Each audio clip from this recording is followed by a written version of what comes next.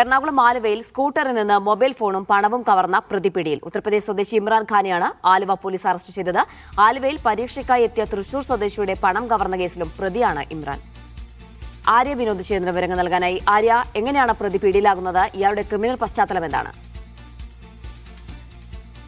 ഇതിന് പുതിയ തരം ഒരു ഹൈടെക് മോഷണം എന്ന് തന്നെ നമുക്ക് ഇതിന് പറയാൻ വേണ്ടി സാധിക്കും. കാരണം പരീക്ഷയ്ക്കായി സ്കൂട്ടറിൽ വരുന്നവരെ പരീക്ഷയ്ക്കായി എത്തിയ തൃശൂർ സ്വദേശിയുടെ പരാതിയിലായിരുന്നു ഈ പ്രതിയെ പിടികൂടുന്നത്. സ്കൂട്ടറിൽ നിന്നും സ്പെയർ കീ ഉണ്ടാക്കി അതിൽ നിന്നും പണവും മൊബൈൽ ഫോണും മോഷ്ടിച്ചുകൊണ്ട് മൊബൈൽ ഫോൺ എടുത്ത് അതിൽ നിന്നും സിം വേറെ ഫോണുകളിലേക്ക് ഇട്ട് ATM-ൽ കയറി പിൻ നമ്പർ ചേഞ്ച് ചെയ്തുകൊണ്ട് പണം മോഷ്ടിക്കുക എന്നുള്ളതാണ് ഇദ്ദേഹത്തിന്റെ മോഷണ രീതി എന്ന് പറയുന്നത്. വിവിധ സ്ഥലങ്ങളിലായിട്ട് നിരവധി കേസുകളാണ് ഇയാൾക്കെതിരെ ഉള്ളത്.